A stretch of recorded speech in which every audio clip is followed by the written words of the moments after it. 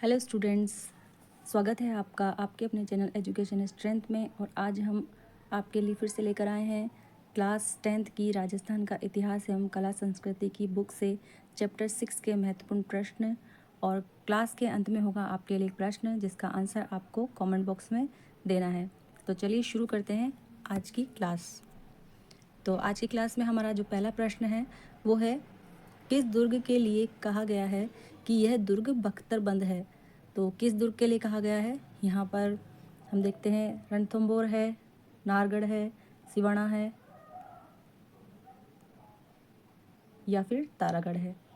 तो हमारा जो इस प्रश्न का उत्तर है वो है रणथंभौर। तारागढ़ नहीं है, सिवाना नहीं है, नाहरगढ़ नहीं है। रणथंभौर जो है वो हमारे ये इस दुर्ग को बख्तरबंद दुर्ग कहा गया है।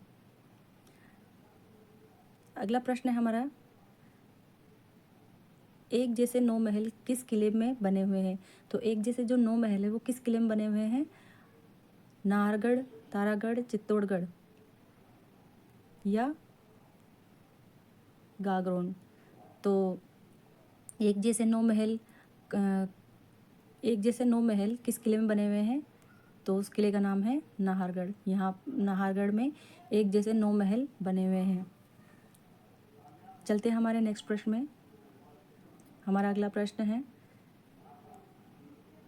अकबर का दुर्ग कहाँ स्थित है। तो अकबर का जो दुर्ग है वो कहाँ पर स्थित है,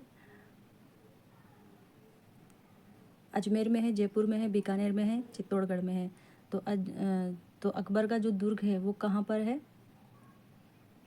वो चित्तौड़ में नहीं है, बीकानेर में नहीं है, जयपुर में नहीं है, अजमेर में जो है वो अकबर का दुर्ग है। इसे मेगजीन दुर्ग के नाम से भी जाना जाता है। आगे बढ़ते हैं नेक्स्ट प्रश्न में। चौथा जो हमारा प्रश्न है वो है, हर्षद माता मंदिर कहाँ पर स्थित है। तो हर्षद माता मंदिर जो है वो कहाँ पर स्थित है, आभनेरी, पुष्कर, सालासर या माउंट आबू। तो हमारा जो प्रश्न का उत्तर है वो है आभानेरी। आभानेरी में हर्षद माता मंदिर स्थित है। तो हमारा ये आंसर रहेगा। चलते हैं अगले प्रश्न में। तो अगले जो हमारे प्रश्न है वो है अतिलघुरात्मक प्रश्न। तो हम अतिलघुरात्मक प्रश्नों में देखेंगे। इसमें हमारा पहला प्रश्न है और इसका उत्तर भी हमने नीचे लिखा हुआ है। तो यहाँ पे जो हमारा प्रश्न है, राजस्थान के उन दुर्गों का नामोल्लेखित कीजिए जिन्हें वर्ल्ड हेरिटेज साइट की सूची में शामिल किया गया है। तो हमें उन दुर्गों के नाम देखने हैं यहाँ पे जिनका नाम वर्ल्ड हेरिटेज साइट की सूची में शामिल किया गया है। तो पहला है चित्तौड़, कोमलगढ़, गागरोन, जैसलमेर, रणथंभौर, आमेर। तो यहाँ पे एक ट्रिक भी हमने लिखी हुई है, चीकू, गाजर, आम। तो इस ट्रिक से भी आप इन दुर्गों के नामों को याद कर सकते हैं। तो ची से होता है चित्तौड़गढ़, ऊ से होता है कोमलगढ़, गा से होता है गागरोन, जस से होता है जैसलमेर और र से होता है रणथंभौर, आम से होता है आमेर। तो ये इन दुर्गों के नाम थे जिनका नाम वर्ल्ड हेरिटेज साइट की सूची में शामिल किया गया है। नेक्स्ट प्रश्न है हमारा, चित्तौड़गढ़ का दुर्ग किस पठार पर स्थित है। तो चित्तौड़गढ़ का जो दुर्ग है वो किस पठार पर स्थित है, वो है मेसा के पठार पर।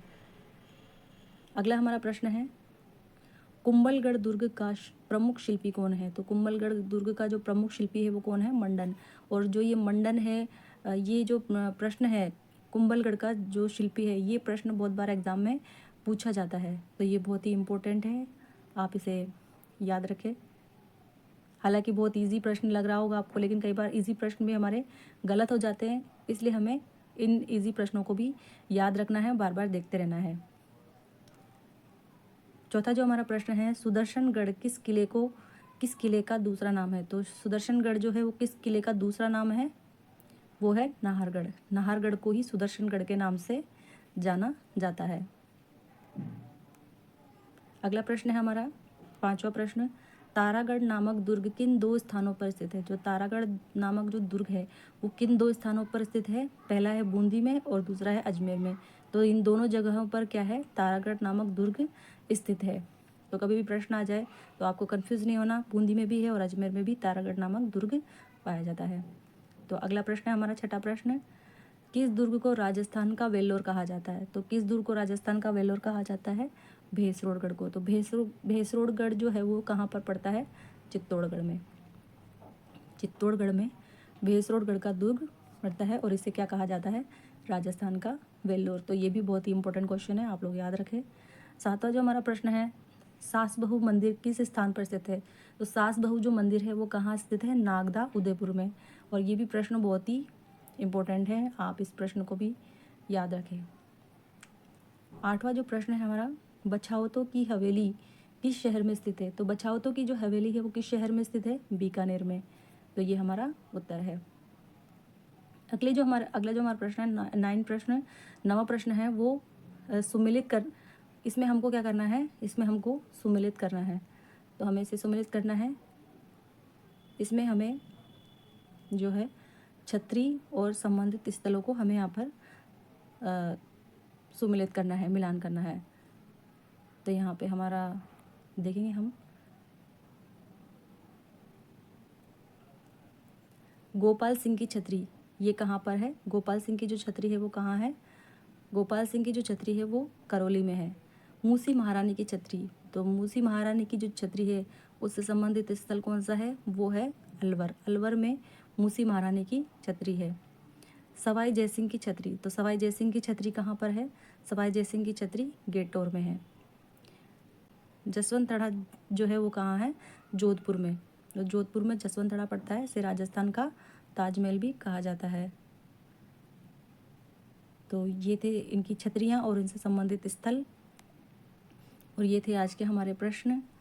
तो स्टूडेंट्स, आज की हमारी क्लास यहीं पे ख़त्म होती है और अंत में आपके लिए एक प्रश्न है, रानी जी की बावड़ी का निर्माण किस शासक की पत्नी ने करवाया था? तो रानी जी की जो बावड़ी है वो किस शासक की पत्नी ने करवाया था? उनकी पत्नी का नाम आपको यहाँ पे बता, इस प्रश्न का आंसर आपको कमेंट बॉक्स में ज़रूर देना है। तो मिलते हैं नेक्स्ट वीडियो में, तब तक के लिए बने रहिए आपके अपने चैनल एजुकेशन स्ट्रेंथ में, क्योंकि शिक्षा ही सफलता की स्ट्रेंथ है। Thank you.